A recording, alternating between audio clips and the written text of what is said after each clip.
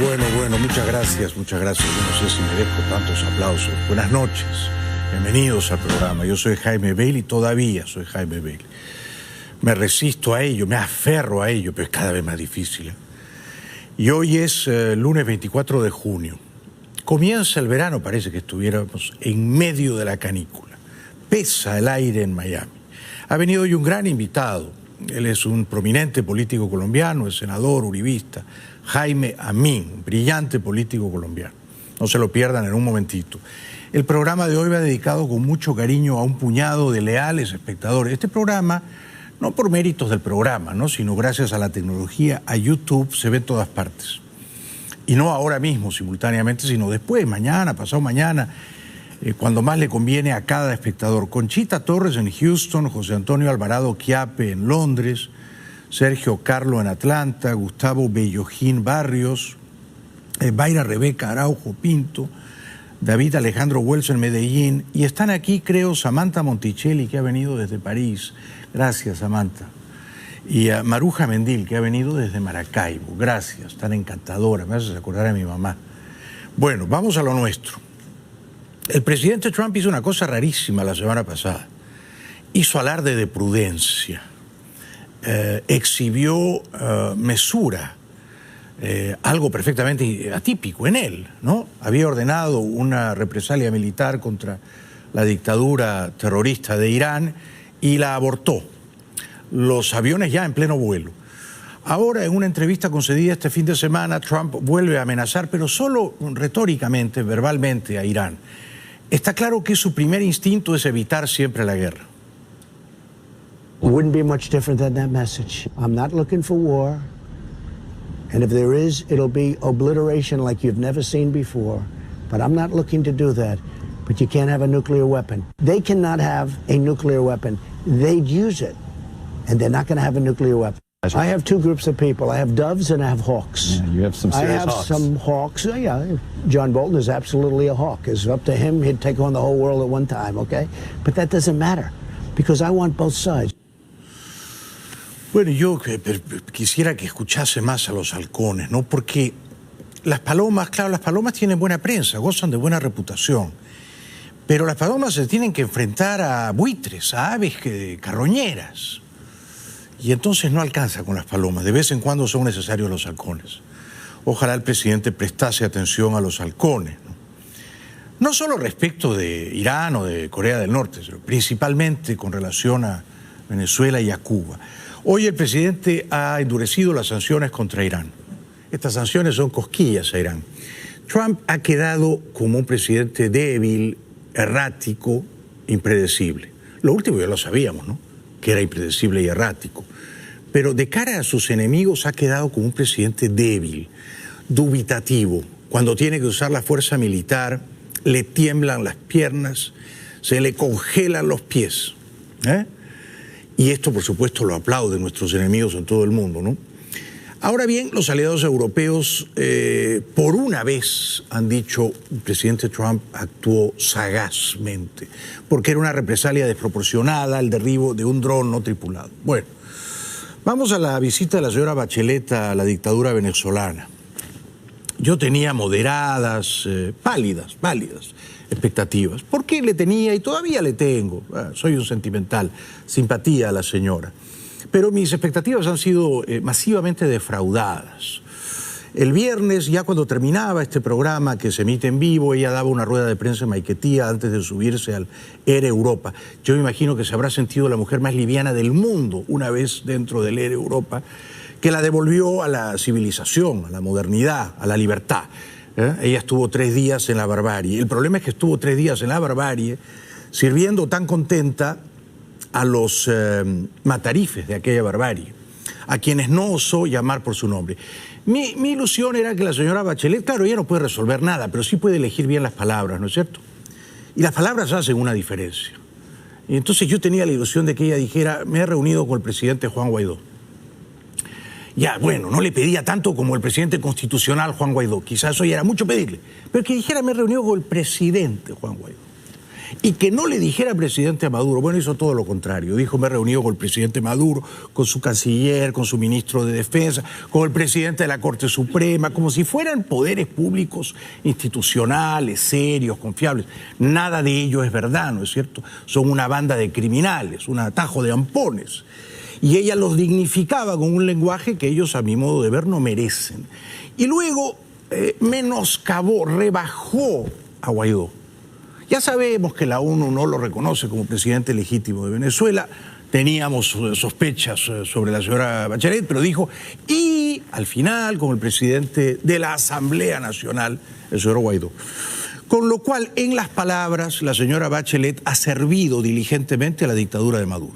Ella ha elegido palabras complacientes para Maduro y hostiles para Guaidó. Por lo tanto, ella retóricamente se ha puesto del lado de Maduro, del bando de Maduro. ¿Puede esto sorprendernos demasiado? No. Cuando ella era presidenta de Chile, iba a La Habana y reverenciaba a Fidel Castro, tenía una relación personal de obscena calidez con Hugo Chávez. O sea que si no le apestaban aquellas tiranías, bueno, tampoco le resulta tan hedionda la de Maduro, ¿no? No hay que sorprendernos demasiado. La señora celebraba antes de irse de Caracas la liberación de 3 presos políticos cuando hay más de 800 presos políticos en Venezuela y cuando, luego de liberar a 3 y haciendo lo que hacían siempre los cubanos, ¿no? Felipe González iba a Cuba, comía langosta con Fidel Castro liberaba a 8, Felipe se iba contento. 2 semanas después Fidel Castro tomaba a 12 presos políticos. Maduro ha repetido exactamente ese guión. Ha liberado a 3 y 2 días después, ha apresado a 6. Todos ellos coroneles retirados. O sea que en realidad la visita de la señora Bachelet, ¿a quién le ha servido? Yo digo que a Maduro. Celebro la liberación del parlamentario opositor Gilbert Caro, que se encontraba en custodia del Servicio de Inteligencia SEBIN, y asimismo recibo con beneplácito la liberación de Melvin Faría y Junio Rojas, aunque hago un llamado a las autoridades a liberar a todos quienes estén detenidos o privados de libertad por ejercer sus derechos civiles y políticos de forma pacífica.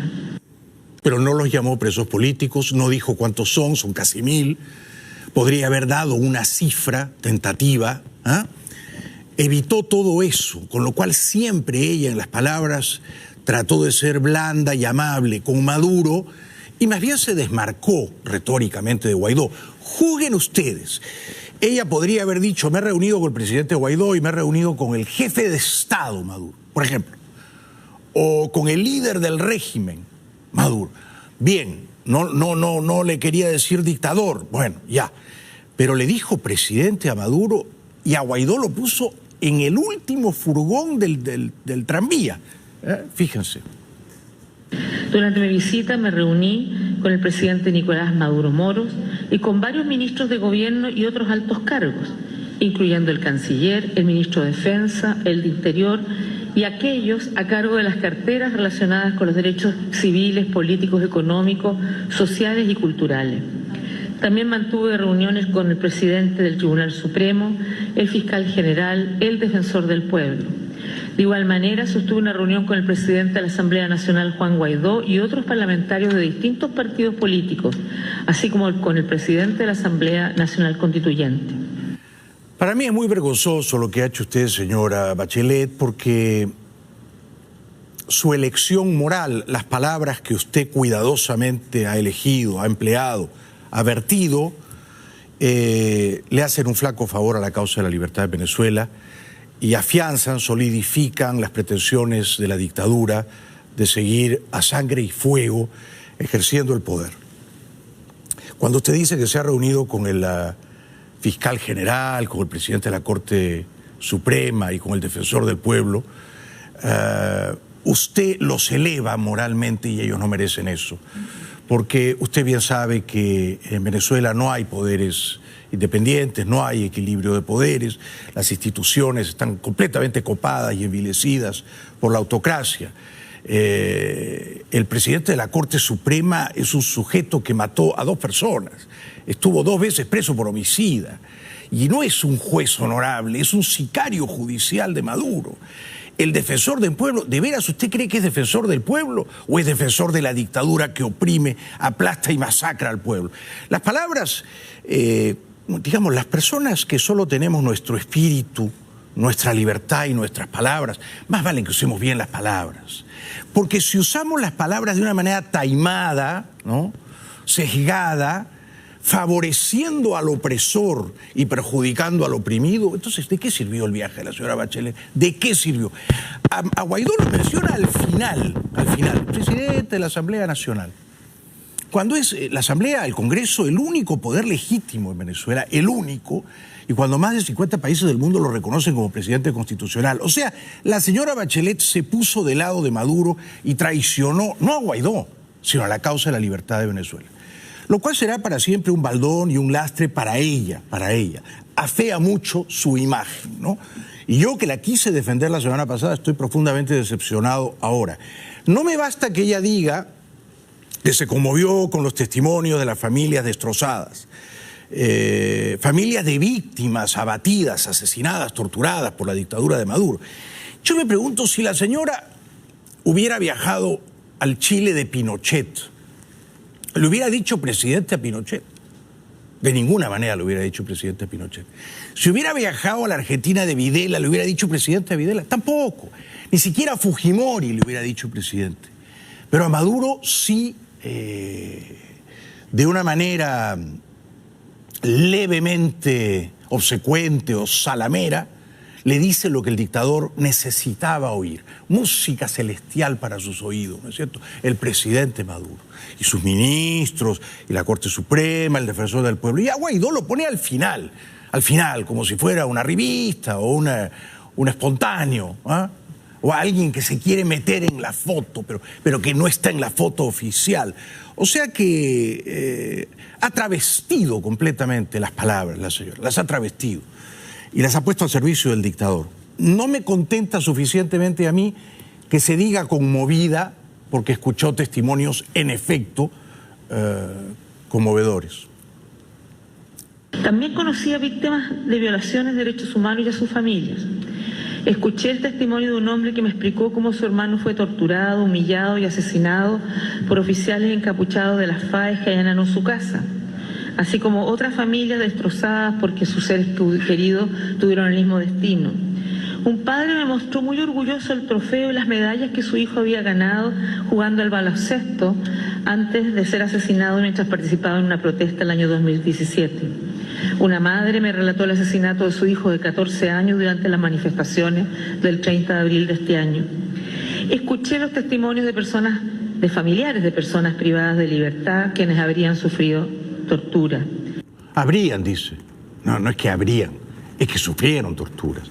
Y esto lo dice cantando, con ese acento musical chileno, pero sin detenerse por un momento a pensar que todas estas tragedias que está narrando no ocurrieron por generación espontánea, por obra del azar. No, todo ello ocurrió porque hay una dictadura que mata deliberadamente, a sabiendas, de un modo profesional, a todo quien se atreve a desafiarla. Entonces la señora Bachelet no ha usado su poder moral, su autoridad moral, su legitimidad de origen, no ha usado ese poder al servicio de la justicia. No. Ustedes dirán, pero no, hombre, no seas excesivo, desmesurado. ¿Cómo ella iba a decirle dictador a Maduro en Caracas? Y yo digo, ¿por qué no? ¿Por qué no? ¿A ella la podían arrestar? No, ¿verdad? Ella en ese momento era intocable. Y ella sí si Jorge Ramos se atrevió a decirle dictador a Maduro, y Jorge no era intocable, ¿por qué la señora Bachelet no puede llamar dictador a quien en efecto es un dictador? ¿O la señora Bachelet le tiene miedo al dictador? Pues si le tiene miedo al dictador, entonces ¿para qué fue, no? Hubiera mandado a otro, menos apocado.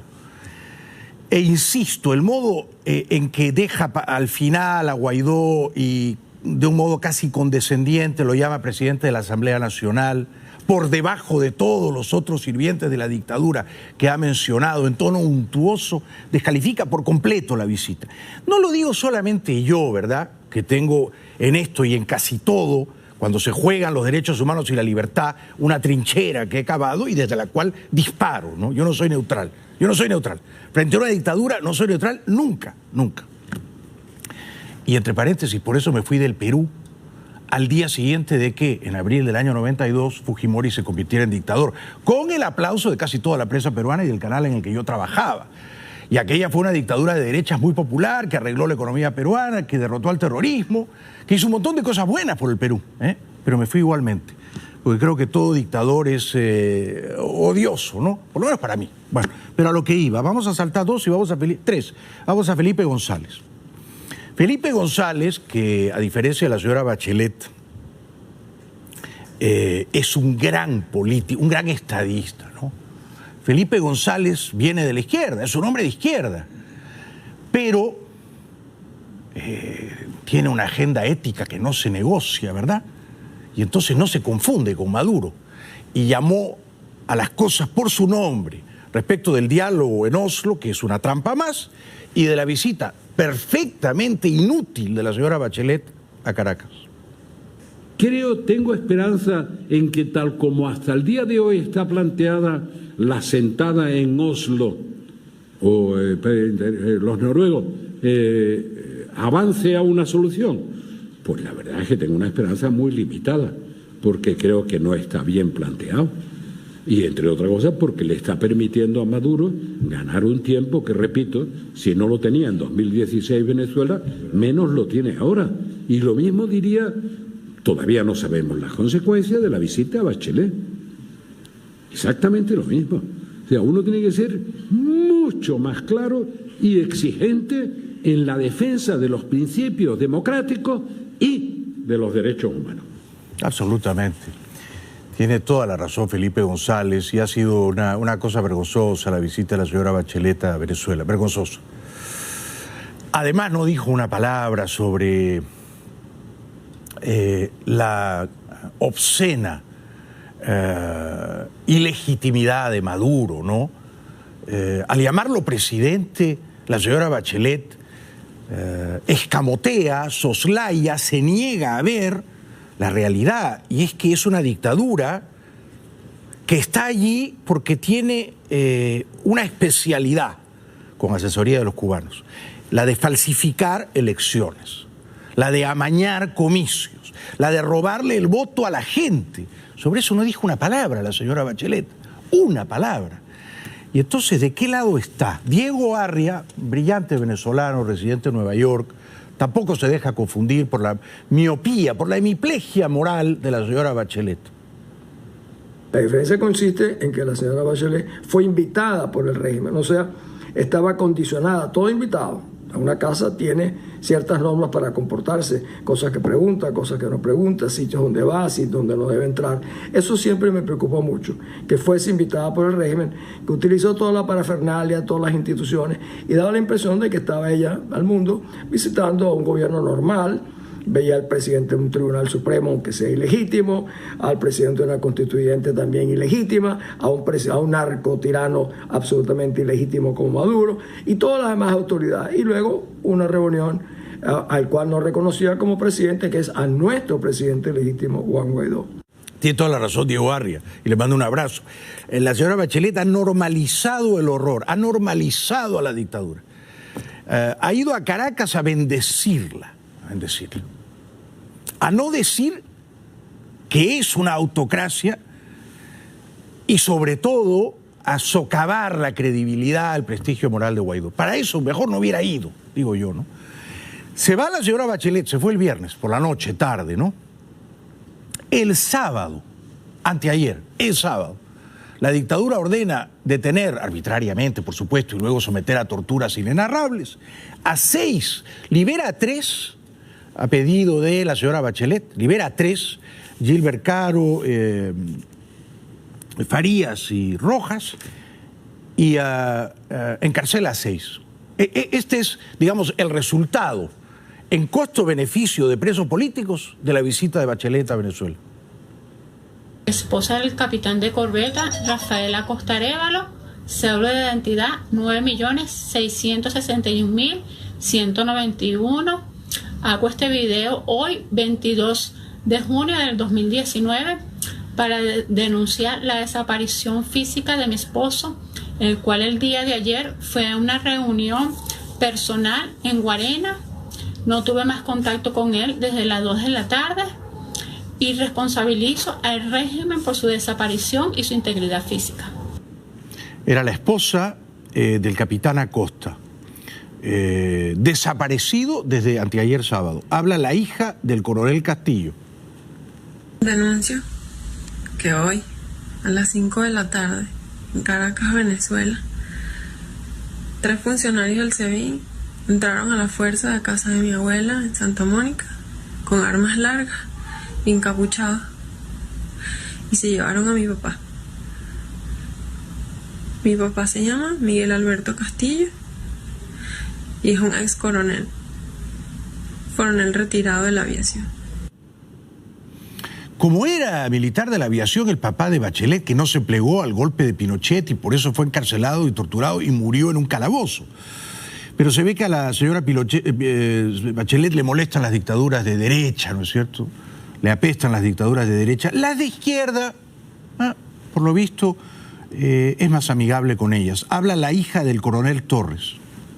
Quiero denunciar que el día de hoy, 21 de junio, aproximadamente a las 5 de la tarde, hora Caracas, Venezuela, funcionarios del SEBIN se llevaron de nuestra vivienda a mi papá, Francisco Antonio Torres Escalona, ex coronel de la aviación. Responsabilizo al gobierno de Nicolás Maduro cualquier cosa que pueda pasarle. Sus familiares aún no sabemos de su paradero. En la política no hay que juzgar las palabras, ¿no? Hay que juzgar los hechos. Y en los hechos, la visita de la señora Bachelet a Venezuela no ha servido para nada. ¿Por qué? Porque la dictadura sigue tomando presos políticos. Y antes de la visita había un poco más de 800 y después el número ha crecido en 3. Liberó 3 y apresó 6. Yo no veo una sola cosa buena, una que haya dejado la visita de la señora Bachelet a Venezuela. Tenemos que ir a la publicidad, luego voy a compartir los de grueso calibre que ha evacuado verbalmente el palurdo dictador Maduro. Y luego viene el senador colombiano Jaime Amín, no se lo pierdan. Bueno, quédense un ratito más, no me dejen solo porque lo mejor está por venir, el senador colombiano Jaime Amín, no se lo pierdan, en 8 minutos vamos a estar con él. Me piden más saludos para un señor que nos ve en Orlando llamado el tío Tony. Lo saludan su esposa Arlette y sus sobrinos que están aquí. Está de cumpleaños, ¿no es cierto? Happy birthday, happy birthday. Y también a Geli Suárez Marien y a Juan José Marien y a Ronald Martínez en Salt Lake City, Utah. Bueno, vamos a lo de Venezuela. Elliot Abrams, que lo mismo que Bolton es un halcón, concedió una entrevista telefónica a la periodista venezolana Carla Angola, y dijo que, y esto es verdad, ¿no? En Venezuela las cosas pueden cambiar de un día para otro, nadie sabe lo que va a pasar la próxima semana. El presidente siempre tiene opciones militares, es primer lugar. Segundo lugar, nadie sabe lo que va a pasar la semana próxima. Es decir, por ejemplo, hay miles y miles de misiles vendidos por los rusos a Venezuela hace 10 años, hace 15 años. ¿Dónde están? ¿Y a qué uso vamos a verles? Yo veo difícil, ¿no? Y me duele, y me entristece, incluso más me deprime. Veo difícil que Trump se anime a usar alguna forma de fuerza militar para liberar a Venezuela. Se abortó la misión militar contra Irán. No lo veo dando la orden de que se haga una operación relámpago en Venezuela que permita remover del poder a esos tumores cancerígenos, entrar y salir como se hizo con Bin Laden, ¿no? Es militarmente posible, desde luego, que es viable, pero hace falta el liderazgo político, ¿no? Y no sé si Trump se animará a ello. Insisto en lo que dije al comienzo, y es que el presidente Trump, y así lo dijo en su campaña electoral, es muy renuente a meterse en una guerra, ¿no? Y yo no sé si él siente como sentimos nosotros a la América Latina.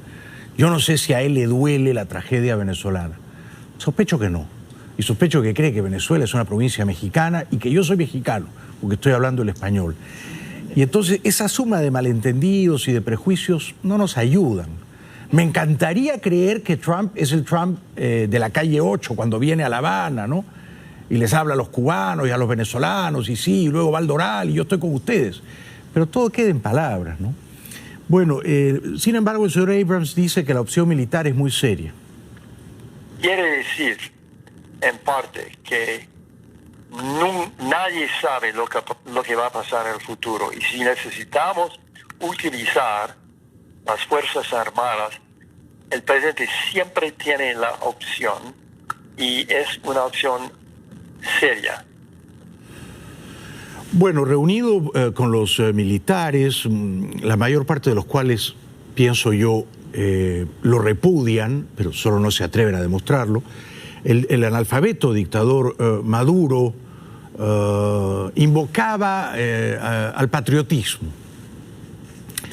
El patriotismo es el último refugio del canalla, no lo digo yo, lo escribió alguien mucho más inteligente que yo, y desde luego Maduro se acanalla en la trinchera del patriotismo y solivianta o agita el fantasma del invasor externo. Podemos decir que nadie nos regaló nuestra independencia. Nadie nos regaló nuestra república. Nadie nos regaló el derecho de ser venezolanos, suramericanos, americanos del sur. No fue una concesión graciosa de un imperio. Fue una conquista arrebatada a sangre y fuego. Bueno, todos los soldados tan marcialmente uniformados, yo los veo como rehenes de Maduro, ¿no? Me inspiran profunda ternura. Todos ellos son cautivos de la dictadura. Tendrían que liberarse de esa servidumbre. Bueno, yo no sé si a él, a Maduro, le regalaron o no la nacionalidad venezolana, porque en realidad nadie sabe dónde nació, ¿no? Pero lo que sí sabemos es que a Venezuela le regalaron algo que termina siendo una maldición, y es el petróleo. Una vez le escuché decir a Felipe González que el único estado del mundo, de los muchos estados petroleros que nadan en riquezas petroleras, que no es fallido, es Noruega. Solo Noruega. Todos los demás son estados petroleros fallidos. Mi invitado bosteza de una manera que yo digo, uy, lo estoy aburriendo. El problema con que te regalen el petróleo es el siguiente. Es como que usted tenga una casita aquí en Miami y en el jardín de su casita usted cava un hueco y encuentra dinero. Entonces usted ya no tiene que trabajar, ni usted, ni sus hijos, ni sus nietos. ¿Por qué? Porque usted tiene que hacer un hueco en el jardín y saca dinero. Eso es el petróleo. Usted hace un hueco y saca riqueza. No la tiene que producir, manufacturar, no tiene que apelar a la inventiva, a la imaginación, a nada. Usted saca la plata y saca la plata. Del subsuelo aflora la riqueza y no se termina nunca. Esto es una maldición porque lastra, condena a esa nación a no tener que trabajar demasiado para obtener esa riqueza. Luego Maduro dice que el Perú es una nación bolivariana. A la liberación de lo que hoy es Colombia, Panamá y Venezuela, siguió la liberación de lo que hoy es nuestra hermana Ecuador, nación bolivariana. Siguió la liberación del Perú, nación bolivariana. Siguió la fundación de Bolivia, que lleva su nombre, nación bolivariana. Creo que si revisamos en los anales de la historia de 7.000 años de civilización, no se encontrará a un hombre a un ejército y a un pueblo hacer una proeza tan grande como hizo nuestro pueblo en tierras americanas. Somos los herederos de esa proeza, de esa heroicidad, de esa grandeza, de ese amor. Somos los herederos de esa espiritualidad antiimperialista. No es verdad. Yo creo que Bolívar, que era un aristócrata, un intelectual, educado en París, Bolívar se retorcería de espanto viendo a ese heredero político suyo. Yo no creo que Maduro sea un fiel heredero de Bolívar. No lo creo, no lo creo. En la gesta libertadora del Perú intervinieron también militares como el argentino San Martín, cuya contribución no fue desdeñable, ¿no? Pero sin menoscabar, por supuesto, el valor histórico de Bolívar, yo insisto en que el chavismo no puede ser tributario de Bolívar, ¿no? Bolívar tenía al final de sus días una honda preocupación respecto del poder inmoderado. ¿Qué es lo que ocurre en Venezuela? El poder se ejerce de una manera reñida con la moderación, de una manera abusiva. Como abusivo es verbalmente Maduro, por ejemplo, cuando arenga a su soldadesca a odiar al jefe del Comando Sur de este país. Sale un hablachento por allá y dice: un día amenazan al pueblo, los vamos a invadir. Otro día amenazan a los oficiales de la Fuerza Armada, los vamos a perseguir. Otro día salen diciendo que aman a la Fuerza Armada y que la Fuerza Armada debe regresar, como dijo ayer el almirante Fuller, comandante del Comando Sur, que la Fuerza Armada debe entregarse a la Fuerza Armada de Estados Unidos porque los aman. Señores oficiales, siéntanse amados por el comandante del Comando Sur. Pero Craig Fuller no dijo eso, no dijo que él amaba a los generales venezolanos. Entre generales es infrecuente que se amen, ese verbo no se emplea, no se respetan o se temen. Pero amor entre generales de distintos países es una cosa que yo he visto poco, y eso que yo he visto mucho amor entre varones, pero eso no lo he visto. Ahora, lo que dijo el general Fuller básicamente era que sería genial, sería plausible, sería altamente admirable que los generales venezolanos recordasen que hay una palabra que les resulta de momento esquiva, el honor, ¿no? Existe esa palabra, el honor. Y entonces que abrazaran esa palabra, el honor, que se redimieran de sus miserias más abyectas y que apoyasen a Guaidó.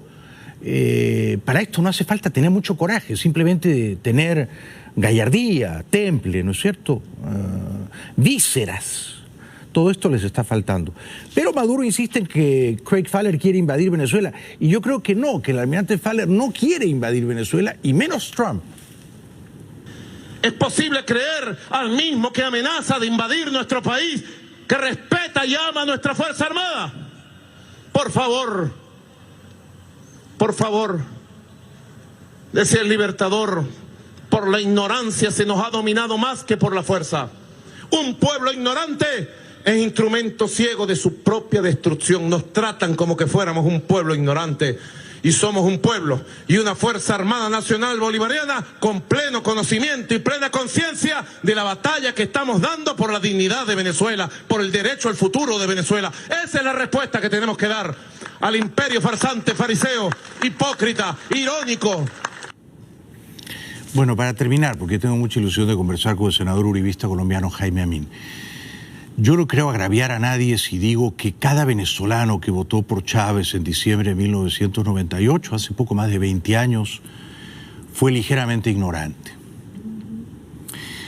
Porque ignoró deliberadamente o sin advertirlo que estaba votando por un enemigo de la democracia. Ignoró que ese enemigo de la libertad ya se había sublevado en armas contra un gobierno legítimo. Entonces, un pueblo ignorante eligió a un espadón, asimismo ignorante, que luego dejó en el poder a un ignorante en toda la línea, al analfabeto de Maduro. O sea, es la dictadura de los ignorantes, de los menos aptos, ¿no? Para terminar, Maduro hoy nos ha obsequiado una palabra. Yo confieso que esta palabra no la conocía, y yo soy un cazador de palabras. Yo ando por la vida atrapando palabras como si fueran mariposas. Maduro llamó patiquín a Duque. Yo dije, ¿qué será patiquín? Nada bueno, seguramente, ¿no? Patiquín, según el diccionario, es un pavito bien vestido. Y también lo llamó bastardo y oligarca. Bueno, en fin, yo creo que el presidente Duque debe tomar todo esto como condecoraciones, ¿no? Le enaltece que Maduro sea su enemigo. Ayer declaró el patiquín del imperio, el señor Iván Duque, patiquín del imperio,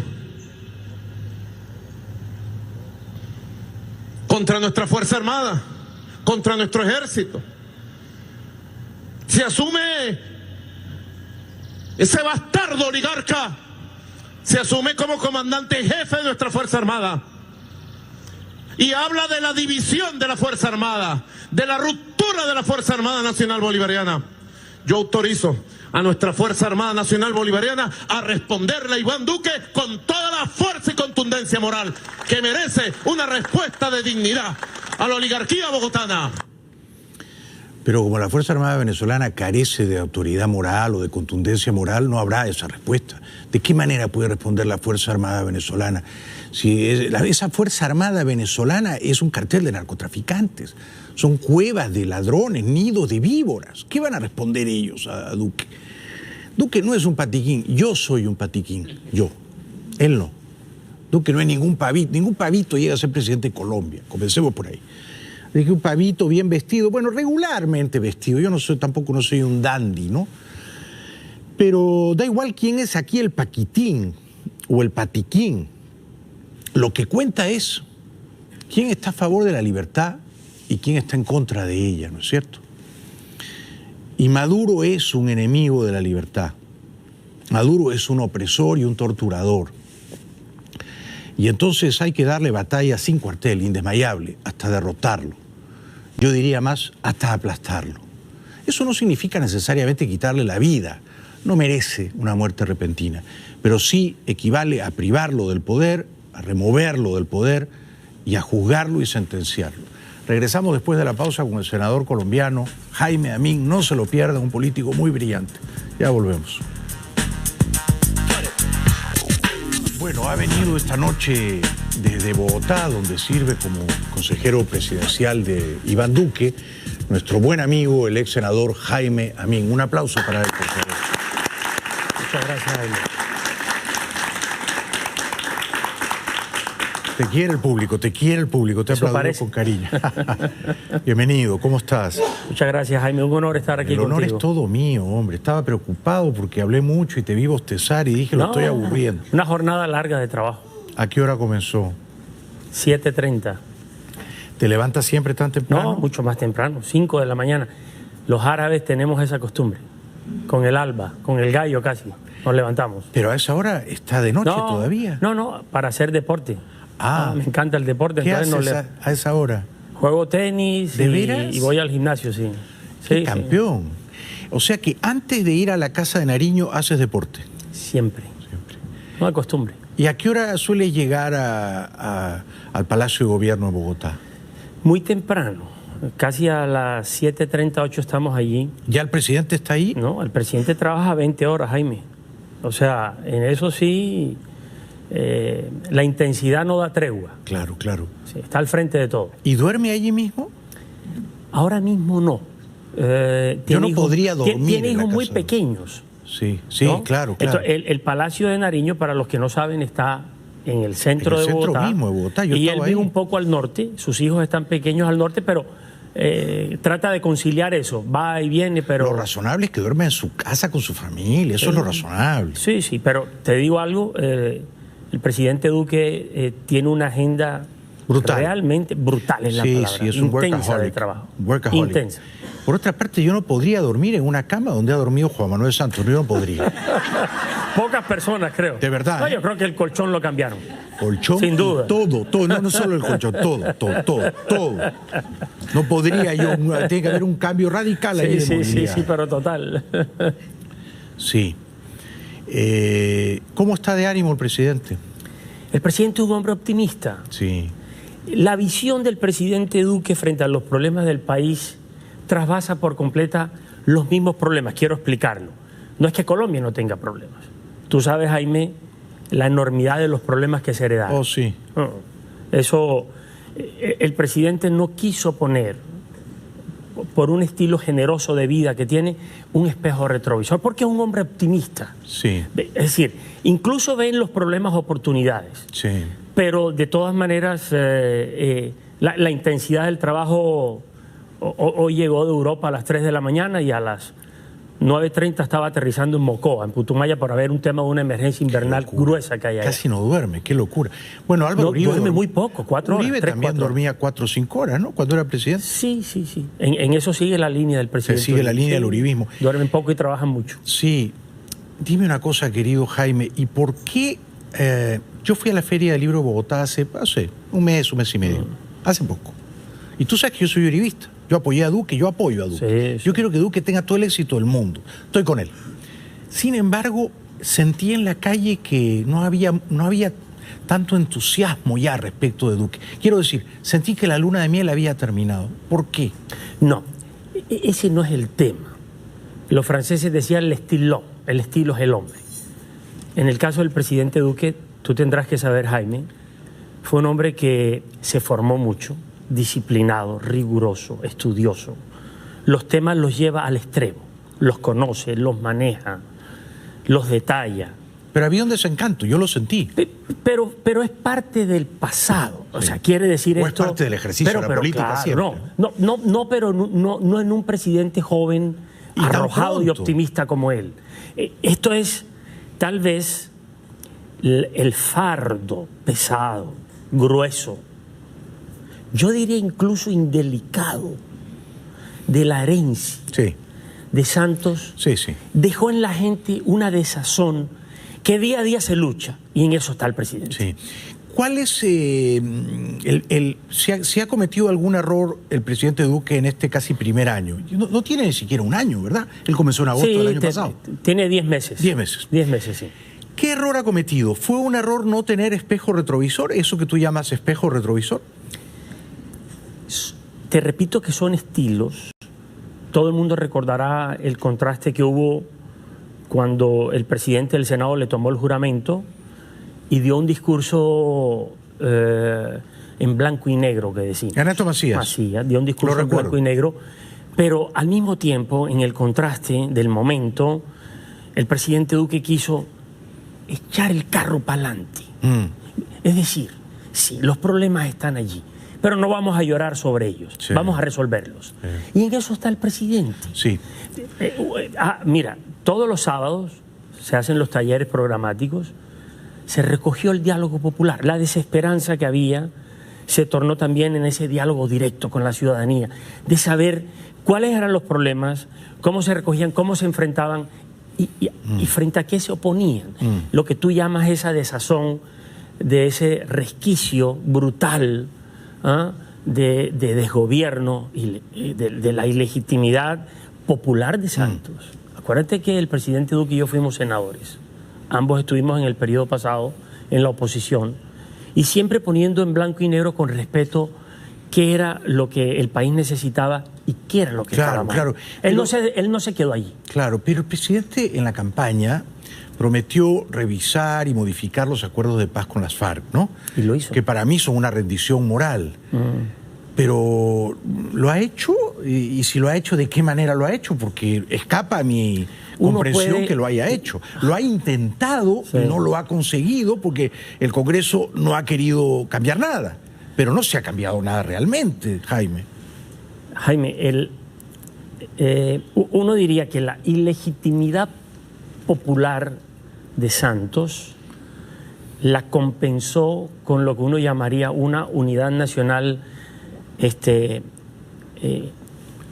arropada en la mermelada que llamamos en Colombia, es decir, en un do or das, te doy y me das con el Congreso. Duque respeta el Congreso, respeta las competencias, cada loro en su estaca. Allá está el Congreso, que haga su tarea. Nosotros lo dejamos hacer su tarea. Él mismo fue senador, fue el senador más brillante de la legislatura. Yo no pido que irrespete el Congreso, lo que pido es que cambie los acuerdos de paz. Pero mira que sí lo hizo, fiel a... ¿Qué ha cambiado? No, te explico. Fiel a su promesa de campaña, presentó unas objeciones sobre el 6% de la famosa ley estatutaria de la justicia, que era una ley, hay que decirlo también, producto de ese acuerdo de paz con el grupo terrorista de la FARC, que devino en una suerte de concesiones que nos guste o no nos guste a los colombianos. Ese es otro tema, Jaime. Pero nos guste o no nos guste, es un tema que está chuleado. ¿Qué quiere decir eso? El Estado, no el gobierno. El Estado colombiano se, comprometió a unas cosas y los gobiernos de turno tienen que cumplirlas. Pero Duque no incumplió su palabra. Duque dijo, no queremos que los terroristas vayan al Congreso sin pasar por la cárcel. Sí. No queremos que los violadores de los niños no paguen un solo día de cárcel y en consecuencia tengan todos los respaldos políticos inmerecidos.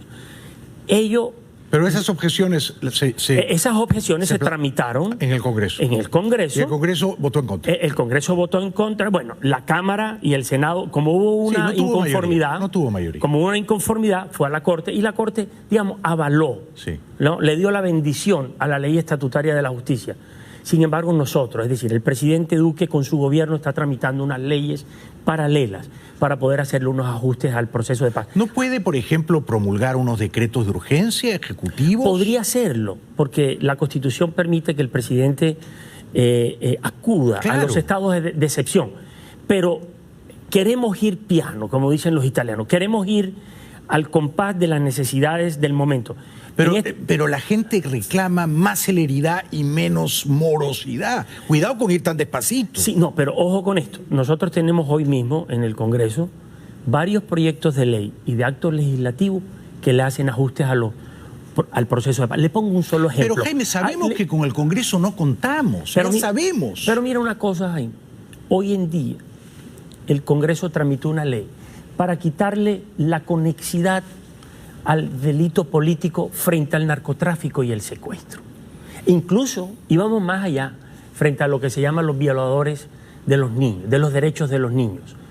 Esa ley la aprobó el Congreso y no contento con ello, como solamente se le quitó la conexidad al narcotráfico como delito político y al secuestro, porque recuérdate que en las democracias modernas y occidentales solamente existe la sedición y la asonada y la rebelión como delitos políticos. En Colombia le sumaron, por cuenta del proceso de paz, el narcotráfico, con el principal cartel de cocaína en su momento, el narcotráfico y el secuestro. Duque dijo, no, en adelante no podemos seguir dándole ese mal ejemplo a la sociedad colombiana. Entonces hay que extraer el delito del delito político, el secuestro y el narcotráfico, para que sean delitos autónomos sujetos a la justicia ordinaria y no a la JEP. A ver, antes de ir a la primera pausa, mira, yo te voy a decir lo que yo pienso, aunque a ti eso no te caiga bien. Yo pienso que el presidente Duque no está midiendo bien en las encuestas, porque es un gran tipo, mucho mejor que yo. Pero la gente que votó por él quiere mano dura, quiere que él sea un discípulo de Uribe, lo que no fue Santos. Mano dura, mano firme, no más concesiones a los terroristas y a los narcotraficantes.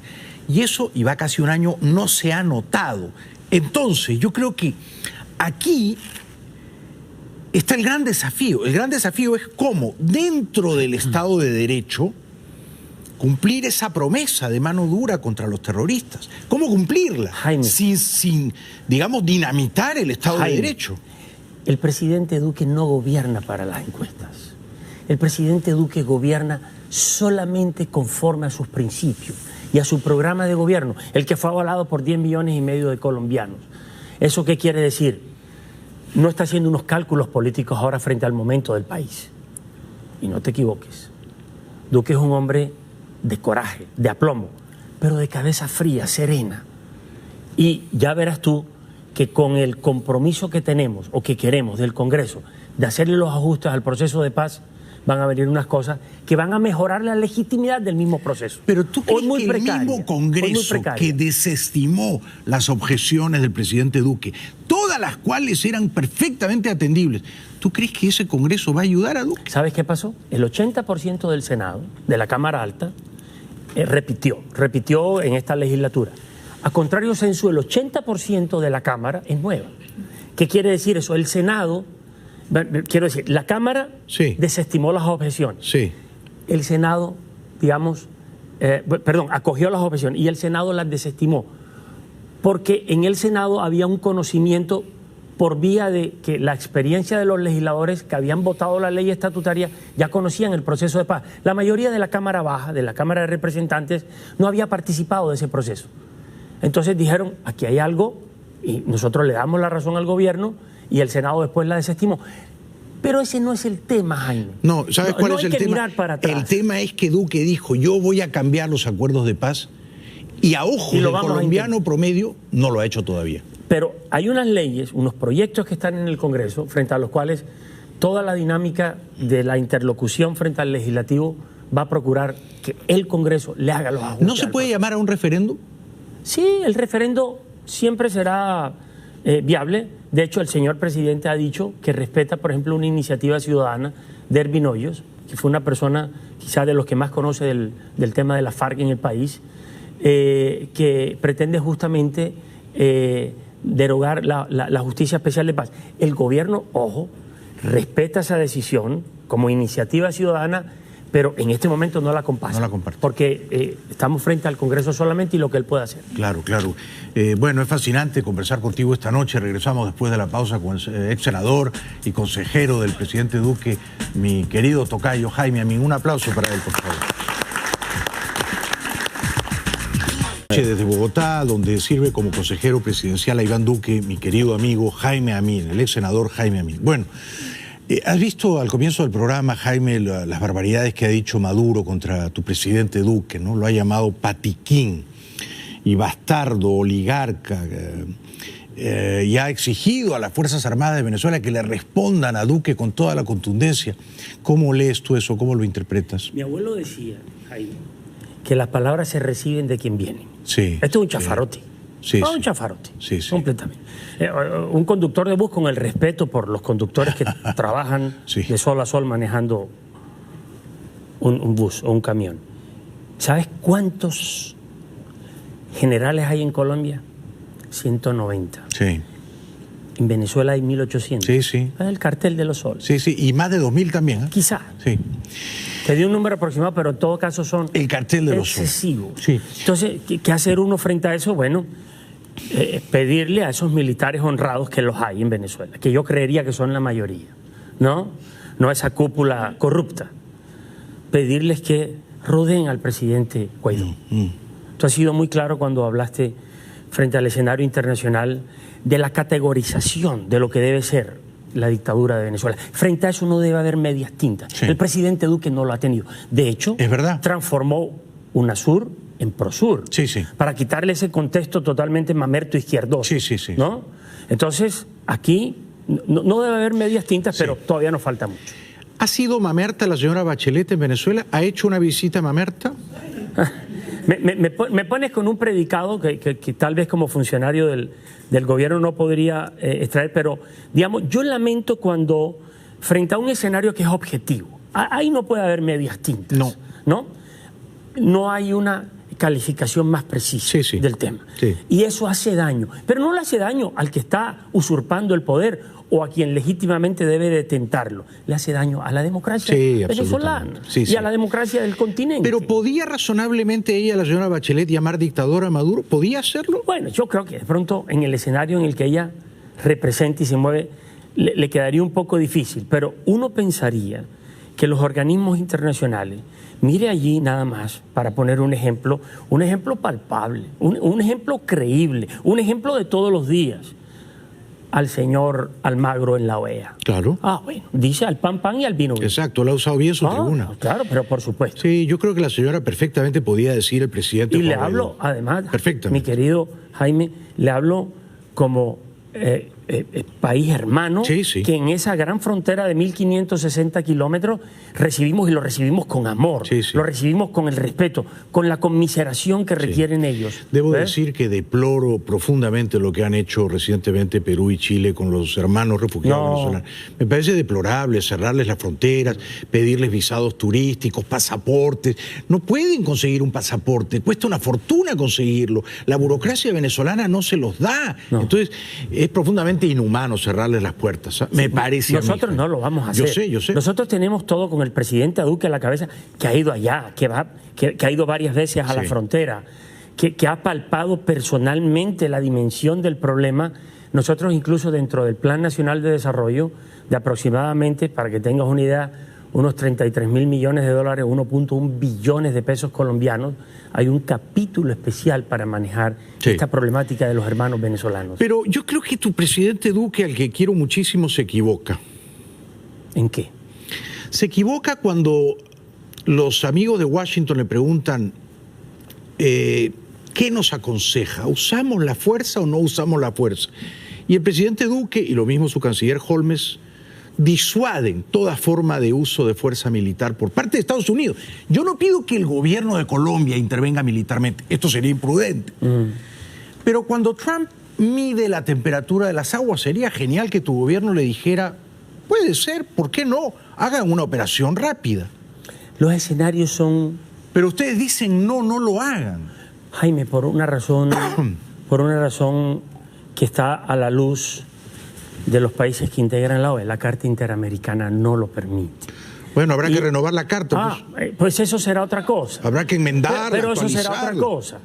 Eso será otra cosa. Pero quiero decir yo, en este momento, lo más aconsejable es seguir apoyando a nuestros hermanos venezolanos. Esa diáspora ya es de 3 o 4 millones. 4, y te quedas corto. Y me quedo corto, sí. Exactamente, con 1.3 en Colombia. Sí, exacto. Y lo recibimos con afecto, con preocupación, pero con afecto. Sí. ¿No?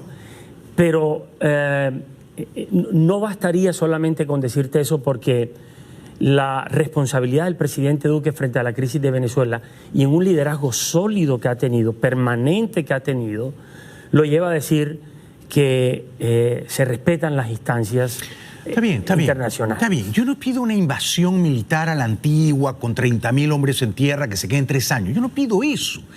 Duque es mucho más...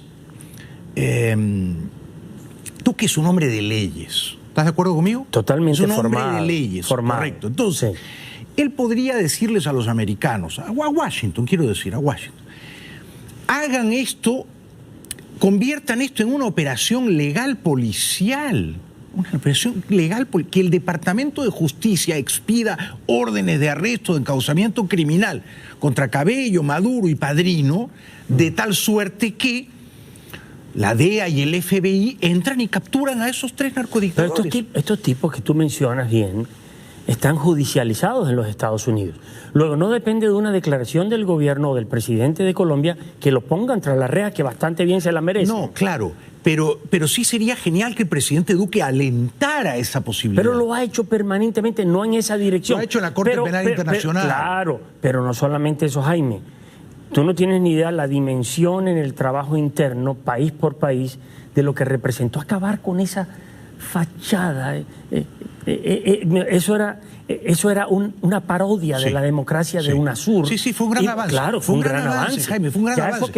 Eso quedó en el entretanto allí. Pero ahora tenemos que dar 3 pasos más. Y yo no veo, desde el fiasco de la ayuda humanitaria el 23 de febrero, que no entró, yo veo que nos hemos quedado como un poco aturdidos, ¿sabes? Y que no hay una agenda, no hay una iniciativa. Y se reúne el Grupo de Lima cada 2 semanas, pero eso no le hace ni cosquillas. En este momento, hablando tú y yo, el presidente tiene menos de 24 horas de haber hecho una exitosa gira por Europa, donde el presidente Duque tuvo oportunidad de hablar con el presidente de Francia, con otras autoridades en Suiza, y lo que quedó de esa gira es un apoyo para que con recursos la Unión Europea pueda ayudar al manejo de la diáspora y también desde el punto de vista institucional es tratar de socavar con los medios institucionales la narcodictadura.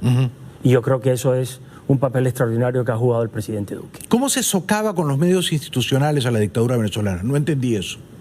No, desde el punto de vista con la autoridad soberana de los estados. Fíjate que hay 51 países que reconocen al presidente Guaidó. Necesitamos que no sean 51, sino 150. Y en esa tarea está el presidente Duque. Es una tarea encomiable, yo la aplaudo de pie. Sin embargo, cuando Washington consulta a ustedes, a Brasilia, a Buenos Aires, ahora ha ido el almirante Faller a Buenos Aires y a Santiago de Chile, sería muy importante que ustedes, que son las voces de las democracias liberales, de derechas, modernas en América, no cierren la puerta a un uso selectivo, eficaz, corto y eficaz, Jaime, de la fuerza militar. ¿Por qué nos vamos a vedar al uso de la fuerza militar? ¿Por qué? Dame un argumento legal en contra. No es vedar, ni objetar, ni prohibir, sino es lo que uno llama la delimitación de fuerzas institucionales de cada Estado. El gobierno de Colombia ha hecho y mucho para que el mundo volque los ojos hacia Venezuela. Es que no es fácil. Claro, tú dices hay unas leyes internacionales que hay que respetar. Pero además, por ejemplo, el presidente Duque le ha prestado, mañana mismo en Medellín, sesiona la Asamblea Ordinaria de la OEA, donde muy seguramente, nuevamente, el presidente Duque va a ratificar todo su compromiso para que los estados del mundo reconozcan a Guaidó y rechacen la narcodictadura. Pero no me has contestado. Mi pregunta era, dame una razón en contra de que a veces... probablemente no la hay, pero no depende de Colombia. Porque, es decir, nosotros tenemos una frontera común, tenemos una historia común, tenemos un lenguaje común, tenemos un libertador común. Yo sé, yo no le pido a Colombia la fuerza militar, no se la pido. Lo que le pido a Colombia es que cuando Washington consulta no le diga no, no y no. Habrá que ver si esa consulta fue, formulada, efectuada. Yo, no lo conozco, no te podría dar un detalle frente a eso. Porque yo entiendo tu punto. Sí, claro, hay unas leyes que regulan la convivencia de los estados y Venezuela es un estado soberano. Sí. Pero también se puede argumentar que en Venezuela hay un genocidio y cuando está en marcha un genocidio hay una responsabilidad de proteger a la nación que está siendo masacrada. Y esa responsabilidad recae en los países vecinos. Lo que yo te puedo decir con absoluta certeza y propiedad, como miembro del gobierno del presidente Duque, es que él no va ni a cejar en el empeño de buscar remover al dictador por la vía democrática, ni tampoco va a abstenerse de hacer aquello que pueda procurar ese fin. Luego sí, en el concierto de las naciones, esa idea que tú pones sobre la mesa puede ser evaluada, pues no lo sé. Al gobierno de Colombia esa propuesta no ha llegado, pero desde la vía democrática... Llévasela tú, pues yo te la estoy proponiendo a ti. Bueno, te voy a invitar a una cosa. Bueno, yo voy. Mira, cuando yo fui senador,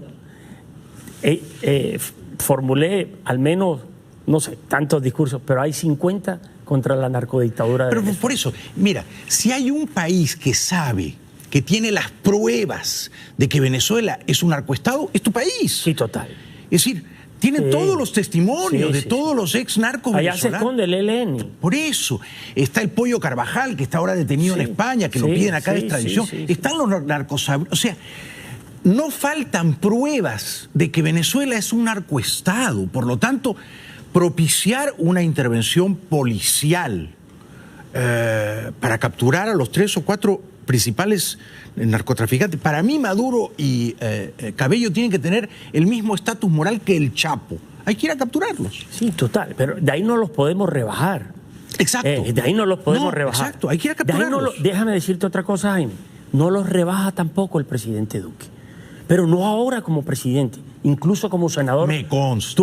Duque es un campeón. Tuvo la elocuencia, la firmeza y la consecutividad para decir es un narcoestado y quienes están ahí representando están usurpando democráticamente el poder del pueblo. Pero hoy como presidente ha liderado, y de forma exitosa, te repito, lo que llamaríamos una tarea conjunta de naciones que hoy tiene. Te pongo un ejemplo. En Colombia, la principal empresa colombo-venezolana se llama Monómeros. Está justamente en mi ciudad, en Barranquilla. Hoy, por cuenta del presidente Duque, se removió al director de esa gran empresa venezolana en Colombia y se reconoció al designado gerente presidente de Monómeros, que lo hizo el presidente Guaidó. O sea, todo el apoyo para Guaidó. En Colombia no hay doblez frente a eso. No, ustedes se han portado, la verdad. No hay doblez frente a eso. Colombia ha recibido, hay 1.300.000 venezolanos. Mira, Colombia ha hecho lo que no hizo la Alemania de Merkel con los sirios y los iraquíes y los afganos, lo que no ha hecho Trump con los hondureños y los salvadoreños. Sí, claro, por eso, Colombia ha absorbido a todos los refugiados. La diáspora de Siria fue de 1 millón, esta es de 3,5 millones, 4 millones. Bueno, acuérdate con cariño de mí, por favor, tocayo. Cuando entren esos helicópteros a capturar a Maduro y Cabello, a lo lejos brinda por nosotros. Pero no sé si serán helicópteros, pero en todo caso en Colombia y en el mundo democrático celebraremos la caída de la narcodictadura. Gracias por haber venido. Un aplauso para Jaime. Muchas gracias. Muy bueno, muy bueno. Regresamos después de la pausa, ya volvemos. Bueno, es una pena muy grande que primero Perú y luego Chile encuentren pretextos burocráticos. Tiene usted que tener un pasaporte, tiene usted que tener una visa de turista para bloquear la entrada de los refugiados venezolanos. Lo deploro profundamente. Como podían, intentaban dar con una explicación al nuevo requisito que exige la autoridad chilena a los venezolanos que quieran entrar como turistas a nuestro país. No se tenía conocimiento de que teníamos que entrar con una visa de turismo o con una visa de responsabilidad democrática. Quizás sí, la visa de responsabilidad democrática sí tenemos conocimiento. El nuevo documento es la visa consular de turismo y Venezuela es a partir de este fin de semana uno más de los 105 países a los que se les pide ese requisito. Muy mal. No son turistas, no van a hacer turismo. Son refugiados, huyen de una dictadura para ser libres. Hay que abrirles las puertas. Todo esto ocurre en medio del masivo éxodo de venezolanos residentes en Perú que vienen a Chile empujados por los nuevos visados que exigen desde el 15 de junio en ese país. Nos vamos a quedar porque no tenemos para dónde agarrar. La visa consular de turismo o de responsabilidad democrática, ambas se piden en el consulado chileno en Tacna. Se está solicitando que acudan al consulado chileno en Tacna, que está abierto de forma extraordinaria sábado y domingo, con personal reforzado además. Muy triste. Después le decimos a Trump que no tiene corazón, que no recibe a los centroamericanos. Y nosotros en América del Sur hacemos lo mismo con los venezolanos. No los recibimos. Aferrados a sus abrigos y a las pocas frazadas que traían en sus maletas, pasaron la noche de este sábado cientos de venezolanos a la intemperie en el complejo fronterizo de Chacayuta. No pueden hacer sus necesidades bien, no se pueden bañar. Sin baño cerca, con hambre y frío, muchos junto a sus hijos tratando de conciliar el sueño. Estos venezolanos en la frontera esperan poder cruzar hacia territorio chileno, congestión que se intensificó durante este sábado cuando el gobierno comenzó a exigirles visa de turismo. Muy mal, muy mal. Protesta la gente. Llevan días, semanas en estas largas travesías y no los dejan entrar.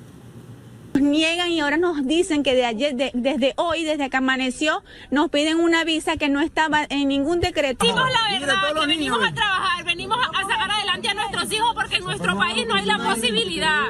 No le estamos pidiendo nada regalado, estamos pidiendo la oportunidad de salir adelante y de sacar a nuestros hijos adelante. Entonces me dicen, no tienes familiar inmediato, después me dicen, no, esa plata es demasiado, entonces después pongo menos y me dicen, no, tienes poquita plata, vengo sola, tengo 4 días allá, estoy embarazada, tengo dolores y ni siquiera me quieren dar refugio porque me muestran ese papel. Es una falta de compasión y de humanidad cerrarles las puertas. Regresamos después de la pausa. Yo creo que el candidato demócrata Bernie Sanders, el senador Sanders, ha ganado muchos votos hoy porque dijo esto. Student debt in this country and ends the absurdity of sentencing an entire generation, the millennial generation, to a lifetime of debt for the crime of doing the right thing, and that is going out and getting a higher education. O sea, quiere, si él llega a la presidencia, quiere suprimir, eliminar toda la deuda de los estudiantes que ellos contrajeron para graduarse. ¿Cómo no propuso esto cuando mis hijas iban a la Universidad de Nueva York? Ya regresamos. Ola de calor brutal en Europa. Alerta en Europa por una intensa ola de calor. En Francia, las autoridades emitieron una alerta naranja de canícula para la región parisina. El país teme que se repita una ola de calor como la de 2003, que causó la muerte de 15.000 personas, principalmente ancianos. Hace más de 70 años que no se sufría un calor tan sofocante en el mes de junio. Creo que el clima es mucho más caluroso de lo que esperaba. Pensaba que en Europa el clima sería más agradable que esto. Es demasiado caluroso para mí. Bueno, gracias por vernos. Hay tantas señoras lindas hoy que hay una ola de calor en mí cuando las veo. Hasta mañana, buenas noches, chao.